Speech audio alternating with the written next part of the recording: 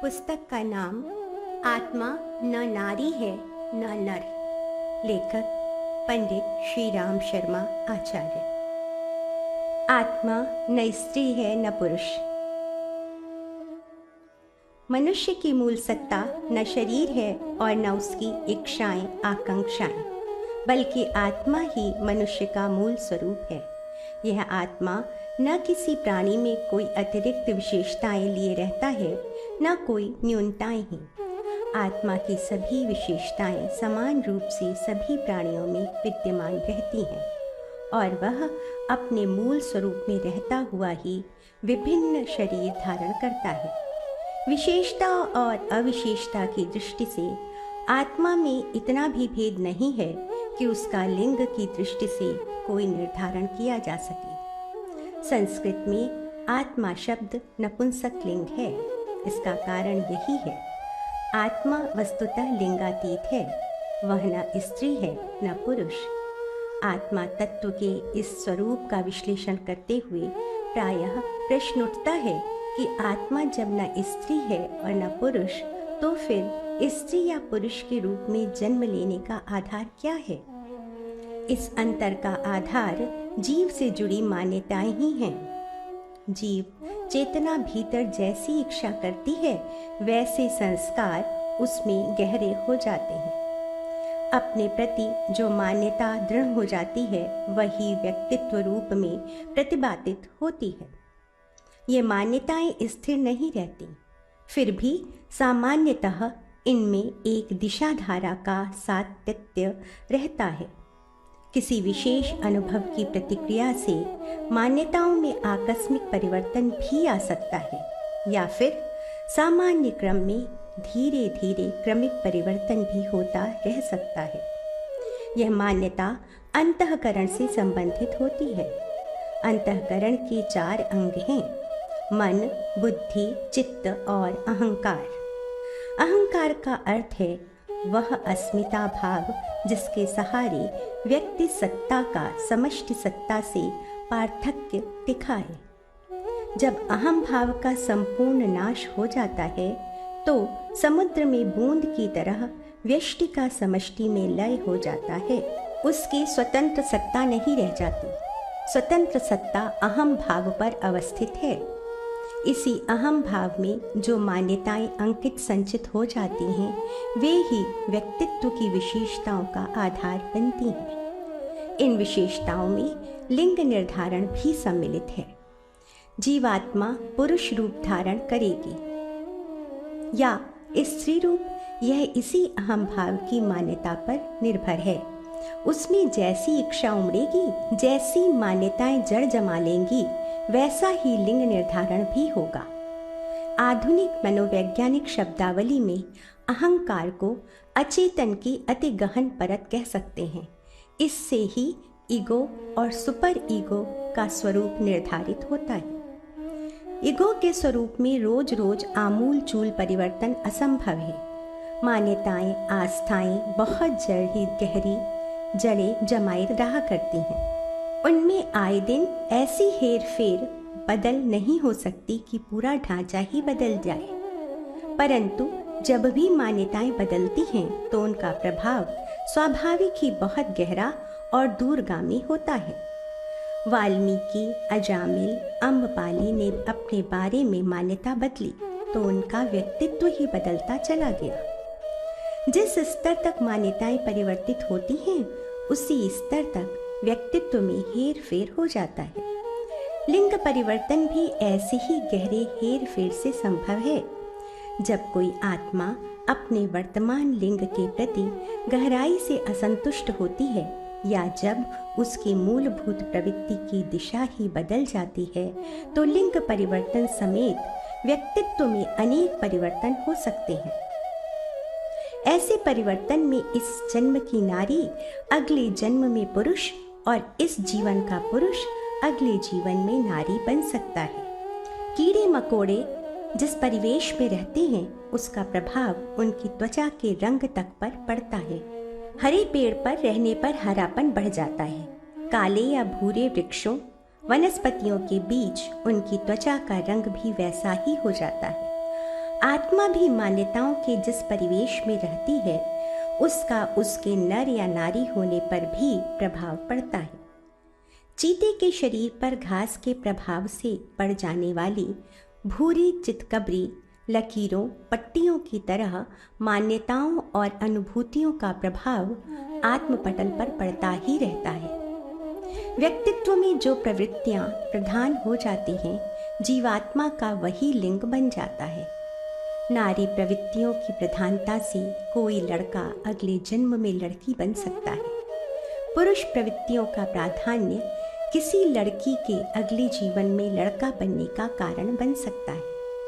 यो सामान्य क्रम में भी हर व्यक्ति में दोनों ही लिंगों संबंधी कुछ प्रवृत्तियां विद्यमान रहती हैं, किंतु प्रधानता किसी एक की रहती है।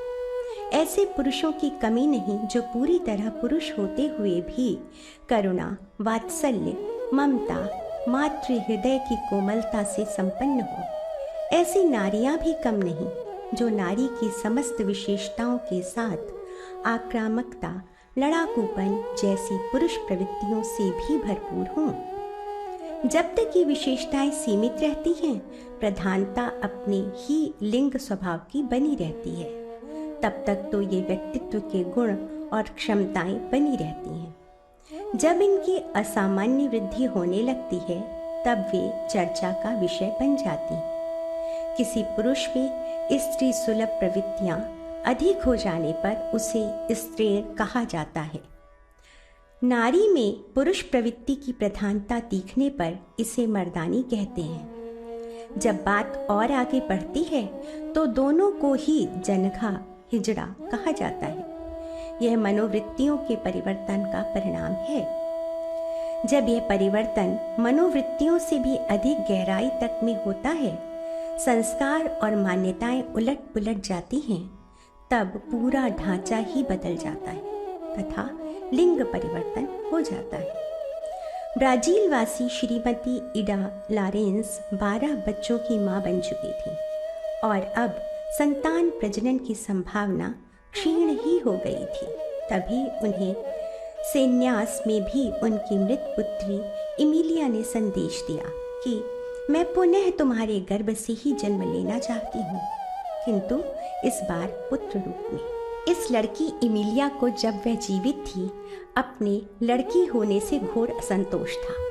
उसने विवाह करने से इनकार कर दिया था और लड़की होने की ग्लानि से 20 वर्ष की वय में विष खाकर मर गई थी। अपने संदेश के कुछ ही दिनों बाद उसने अपनी पूर्व माँ की श्रीमती लॉरेंस के गर्भ में प्रवेश किया। यथासमय वह पुत्र रूप में पैदा हुई। माँ बाप ने उसका पोलो नाम रखा। इस लड़के पोलो की अनेक प्रवृत्तियां अब भी इमिलिया जैसी थीं। लड़का हो जाने पर भी उसके व्यक्तित्व में अनेक नारी सुलभ विशेषताएं विद्यमान थीं, किंतु था वह पूरी तरह से लड़का ही। श्रीलंका की एक 2 वर्षीय लड़की ने बताया कि पूर्व जन्म में वह लड़का था। परा मनोवैज्ञानिकों ने उसके बारे में सुना तो संपर्क किया और खोजें की। उसके बताए हुए पूर्व जन्म संबंधी विवरण प्रामाणिक पाए गए। अपने पूर्व जन्म में तिलक रत्न नामक लड़का होने की बात उसने बताई। उस लड़के की जो जो प्रवृत्तियां गतिविधियां बताई, छानबीन होने पर उनकी पुष्टि हो पाई। पता यह चला कि तिलक रत्न में नारी सुलभ विशेषताएं उस जीवन में ही विद्यमान थीं। विज्ञान का हर विद्यार्थी यह जानता है कि प्रत्येक मनुष्य में उसके भीतर उभय लिंगों का अस्तित्व विद्यमान रहता है। नारी के भीतर एक नर सत्ता भी होती है जिसे एनिमस कहते हैं। इसी प्रकार हर नर के भीतर नारी की सूक्ष्मता सत्ता विद्यमान होती है जिसे एनिमा कहते हैं। प्रजनन अंगों के गह्वर में विपरीत लिंग का अस्तित्व भी होता है। नारी के स्तन विकसित रहते हैं, परंतु नर में भी उनका अस्तित्व होता है। कभी कभी किसी व्यक्ति के भीतर छिपा यह विपरीत लिंगी व्यक्तित्व प्रबल हो उठता है। ऐसी स्थिति में कुछ शल्य क्रियाएं किए जाने पर परिवर्तित लिंग वाला व्यक्तित्व पूरी तरह उभर आता है। उसमें कोई भी असामान्यता शेष नहीं रह जाती। स्पष्ट है कि आत्मा नर नर है न नारी। वह एक दिव्य सत्ता भर है। समयानुसार, आवश्यकता अनुसार वह तरह तरह के रंग बिरंगे परिधान पहनती बदलती रहती है। इसी को लिंग व्यवस्था समझना चाहिए। सर्दी की ऋतु में गर्म और भारी कपड़े पहनने की आवश्यकता अनुभव होती है और गर्मी में हल्के वस्त्र पहनने या नग्न रहने की इच्छा होती है। नर मादा रूपी दो आवरण दो ऋतुओं के लिए हैं। आत्मा की जब जैसी रुचि होती है तब वह वैसे वस्त्र पहन लेती है। कभी गरम भारी, कभी ठंडे झीने, कभी खट्टा स्वाद चखने की इच्छा होती है तो कभी मीठा। मादा के जीवन का अपना आनंद है और अपना स्तर। उसे देखें, समझें और अनुभव किए बिना आत्मा की तृप्ति नहीं होती। जब स्नेह, वात्सल्य, समर्पण, सेवा की प्रवृत्तियां उभारने की शिक्षा लेनी होती है तब नारी के शरीर में प्रवेश करके उस तरह का अध्ययन, अनुभव, अभ्यास करना होता है। और जब शौर्य, साहस, पुरुषार्थ, श्रम की कठोरता का शिक्षण आवश्यक होता है तब उसे नर कलेवर पहनना पड़ता है। मृदुलता, कठोरता के उभय पक्षीय समन्वय से जीवधारी की समग्र शिक्षा हो पाती है। यदि वह एक ही योनि में पड़ा रहे तो उसके आधे ही गुणों का विकास हो पाएगा और उस अपूर्णता के रहते सर्वांगीण पूर्णता का लक्ष्य प्राप्त न हो सकेगा। अस्तु भगवान ने यह व्यवस्था बना रखी है कि जीवधारी कभी मादा शरीर में रहा करे, कभी नर में। यह परिवर्तन धूप छाह जैसे उभय पक्षीय आनंद की अनुभूति कराता है और जीवन के दोनों पहलुओं से परिचित ही नहीं, अभ्यस्त भी कराता है। यह सोचना भी ठीक नहीं है कि नर जन्म जन्मांतरों तक नर ही रहेगा और नारी को नारी ही रहना पड़ेगा। अभ्यास और रुचि परिपक्व हो जाए तो एक ढर्रा भी कई जन्मों तक चला रह सकता है, पर यदि तीव्र उत्सुकता, उत्कंठा हो तो वह परिवर्तन अगले ही जन्म में हो सकता है। नर यदि नारी जैसी मनोभूमि और गतिविधियां अपनाकर उस तरह की उत्कंठा तीव्र करे तो अगले जन्म उसे नारी के रूप में भी मिल सकता है। इसी प्रकार नारी के लिए यह सर्वथा संभव है कि वह पुरुषोचित गतिविधियां और मनोवृत्तियां अपनाकर अगला परिवर्तन अपनी अभिलाषा के अनुरूप कर ले। यह प्रकृति के नियमानुसार बिना किसी प्रयत्न के भी यह परिवर्तन होते रहते हैं। शरीर शास्त्री यह तथ्य भली प्रकार जान गए हैं कि हर जीवधारी में नर और नारी की उभय पक्षीय सत्ता बीज रूप में विद्यमान रहती है। उसका जो पहलू उभरा रहता है उसी को समर्थ और सक्रिय रहने का अवसर मिलता है और दूसरा पक्ष प्रसुप्त स्थिति में पड़ा रहता है। यदि उभार दूसरी दिशा में बह निकले तो सुप्त पक्ष जागृत हो सकता है और जागृत को सुषुप्ति में चला जाना पड़ता है। सृष्टि में ऐसे अगणित जीवधारी विद्यमान हैं जिनमें नर और नारी के दोनों पक्ष समान रूप से सक्रिय होते हैं। वे एक ही जीवन में कभी नर और कभी मादा बनते रहते हैं। जब उनका जी आता है अपने संकल्प बल से नर बन जाते हैं और जब उमंग उठती है नारी बन जाते हैं।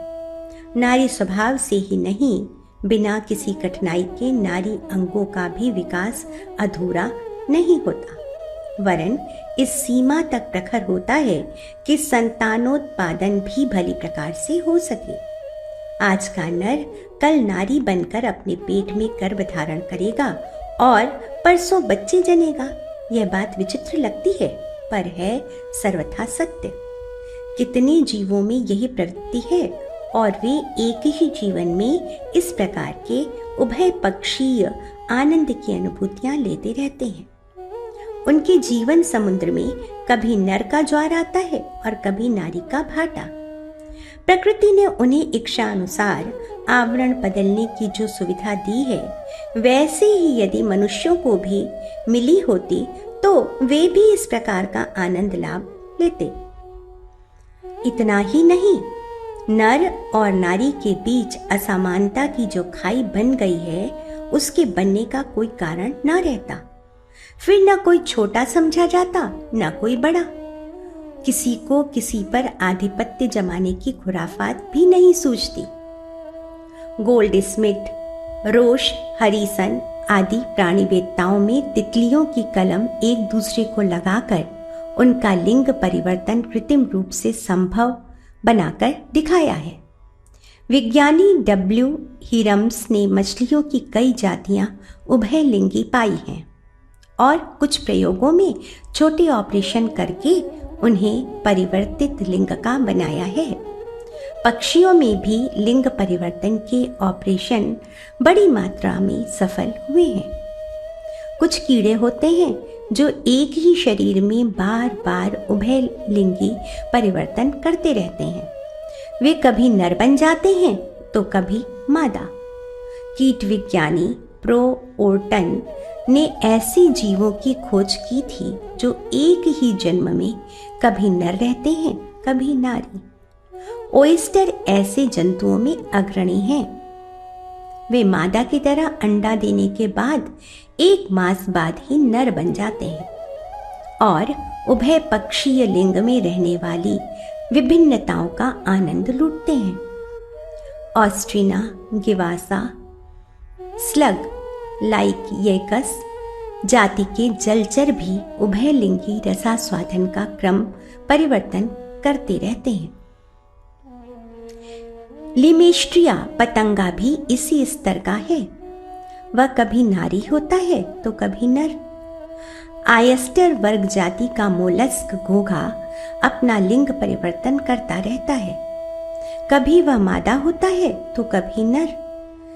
40 साल की पूरी आयु यदि वह जी सके तो प्रायः 1 दर्जन बार वह अपना लिंग परिवर्तन कर सकता है।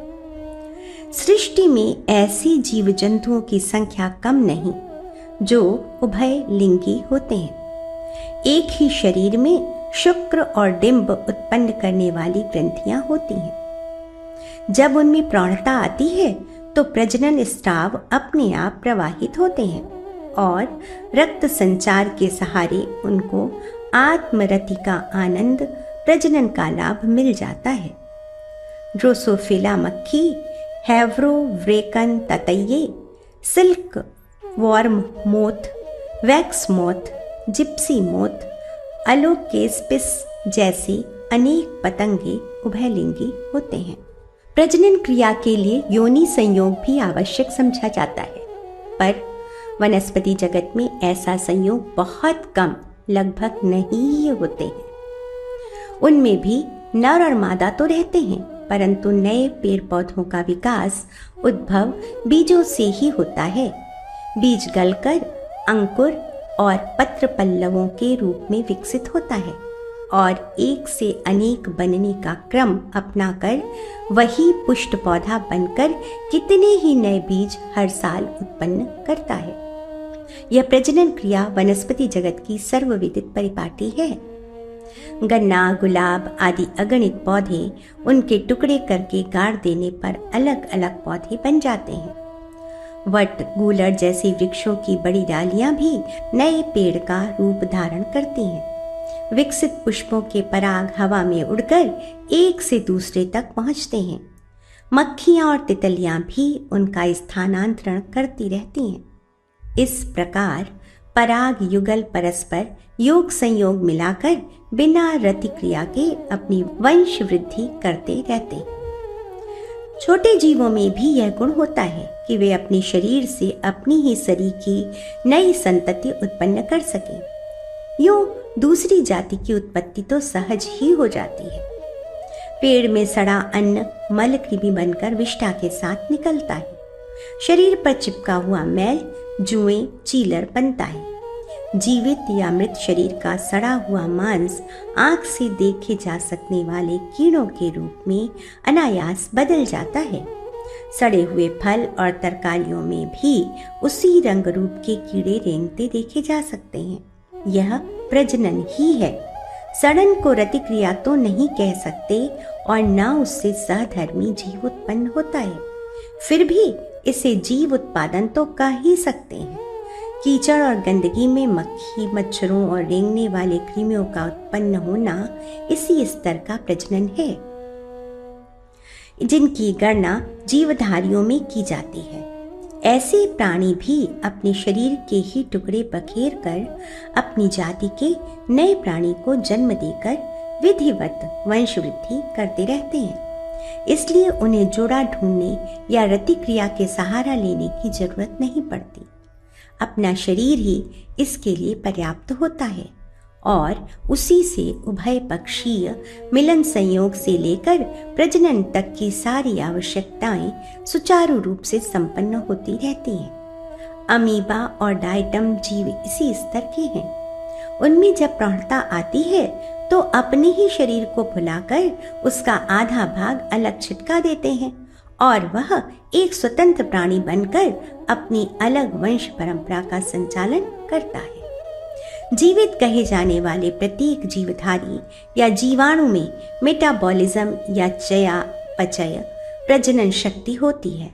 सृष्टि में जीवधारियों का उत्पादन अभिवर्धन कैसे उत्पन्न हुआ, इसका युक्ति संगत एकमात्र उत्तर यही हो सकता है कि आदि जीवाणुओं में अपने आप को विखंडित करके संतानोत्पादन करने की सरलतम योग्यता विद्यमान थी। उसी के आधार पर जीवधारियों की संख्या बढ़ी और परिस्थितियों के अनुरूप उन्होंने अपनी काया तथा चेतना का विकास परिष्कार किया।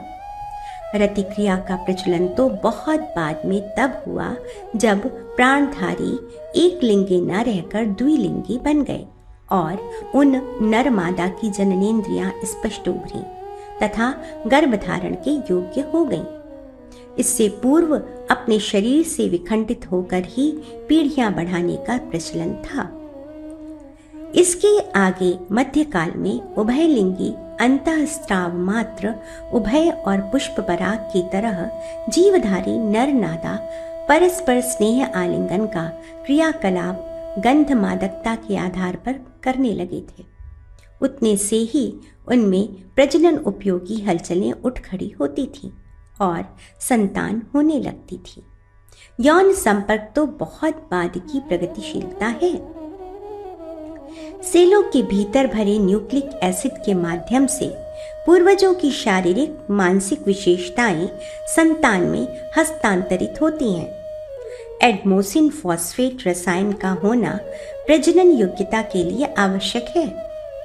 इन तत्वों को यदि प्राणियों में घटाया बढ़ाया जा सके तो उनकी प्रजनन क्षमता का स्तर भी बदल सकता है।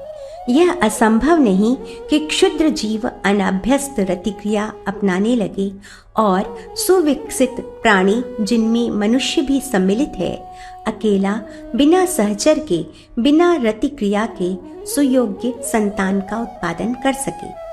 पेप्टाइड रसायन का यह विदित गुण है कि गर्म करने पर वह पानी में घुलता है और ठंडा होने पर छोटे पिंड की शक्ल धारण कर लेता है। बाहर से उपयुक्त रासायनिक भोजन मिले और उपयुक्त ऊर्जा का वातावरण मिले तो उनमें विभाजन की प्रजनन प्रक्रिया आरंभ हो जाती है। इसी आधार पर जीवशास्त्री कृत्रिम जीवाणु उत्पन्न करने और उनसे वंश वृद्धि का उपक्रम आरंभ कराने के लिए प्रयत्नशील हैं।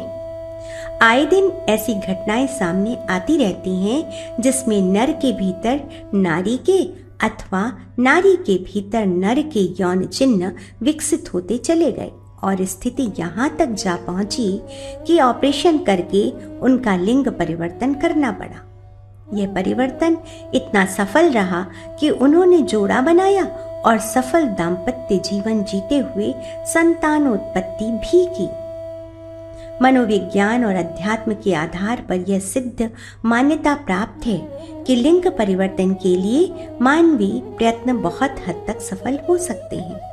बहुत कुछ परिवर्तन तो इस जन्म में भी हो सकते हैं, अन्यथा अगले जन्म में तो वह संभावना 100% साकार हो सकती है।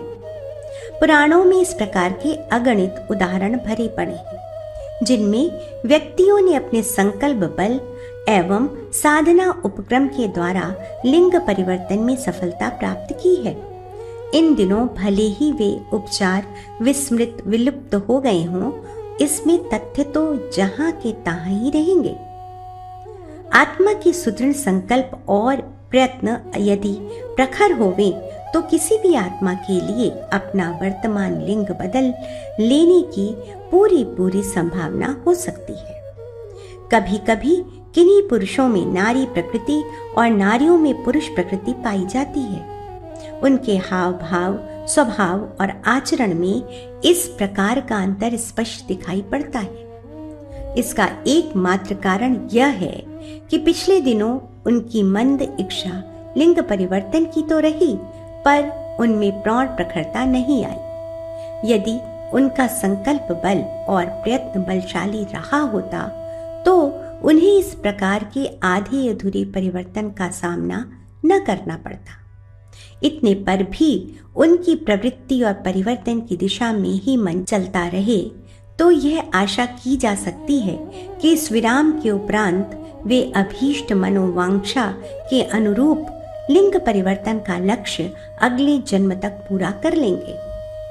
कभी कभी ऐसी घटनाएं भी सामने आई हैं जिनमें पुरुष के शरीर से भी बच्चों का जन्म हुआ है। भले ही वे भ्रूण अविकसित रहे हों और भले ही वे जुड़वा भाई समझे जा सकते हों, पर उत्पत्ति तो नर शरीर से हो ही गई। इन उदाहरणों से यह तो सिद्ध होता ही है कि मात्र नारी के शरीर में ही नहीं, नर कलेवर में भी वह क्षमता मौजूद है कि गर्भधारण करने से लेकर गर्भ पोषण तक की क्रिया संपादन कर सके।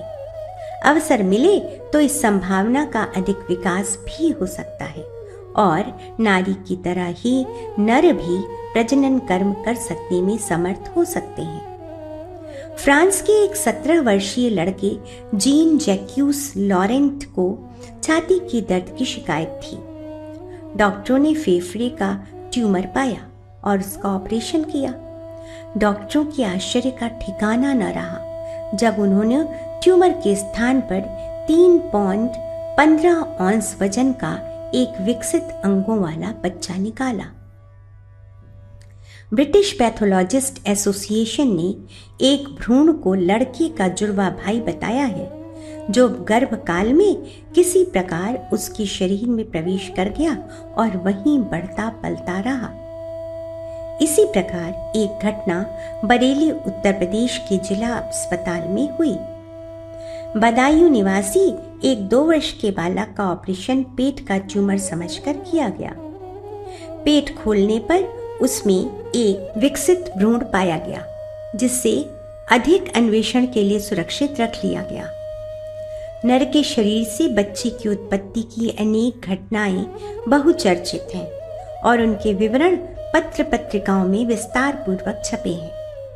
सन 1956 में टोक्यो अस्पताल में एक किशोर लड़के के पेट का ऑपरेशन करके उसमें से 11 औंस का अपरिपक्व बच्चा निकाला गया। बच्चे की टांगें, बाल एवं शरीर के अन्य भाग स्पष्ट थे। उसी साल सन 1956 में उत्तर वियतनाम के हनोई अस्पताल में एक पुरुष का ऑपरेशन करके बच्चा निकाला था जो जन्मते समय रोया भी था। सन 1954 में पाकिस्तान के बहावलपुर नगर के विक्टोरिया अस्पताल में डॉक्टरों ने एक पुरुष का पेट चीरकर बच्चा निकाला था। इन तथ्यों का गहराई से विचार किया जाए तो इस निष्कर्ष पर पहुंचना पड़ता है कि नर और नारी के कलेवर धारण करती और बदलती रहने पर भी आत्मा की स्थिति दोनों से ऊपर है अथवा उभय पक्षीय संभावनाओं से भरपूर है। जो आज नर है उसे कल नारी बनना पड़ सकता है। इसी प्रकार नारी को नर की भूमिका संपादित करने का अवसर भी मिलता है। यह आवरण सामयिक है और आत्मा का कोई लिंग नहीं होता। एक ही जीवात्मा अपने संस्कारों और इच्छा के अनुसार पुरुष या नारी किसी भी रूप में वैसी ही कुशलता से जीवन जी सकता है। नर नारी के भेद प्रवृत्तियों की प्रधानता के परिणाम स्वरूप शरीर मन में हुए परिवर्तनों में भेद है। उनमें से कोई भी रूप श्रेष्ठ या निकृष्ट नहीं। अपने व्यक्तित्व के वजन यानी गुण क्षमताओं और विशेषताओं के आधार पर ही कोई व्यक्ति उत्कृष्ट या निकृष्ट कहा जा सकता है, लिंग के आधार पर नहीं। व्यक्तित्व का कोई लिंग नहीं होता, उसकी प्रवृत्तियां और प्रकृति हुआ करती हैं, जो अंतःकरण की मान्यताओं और संस्कारों का ही परिणाम है और जिनमें यथेष्ट परिवर्तन भी संभव है।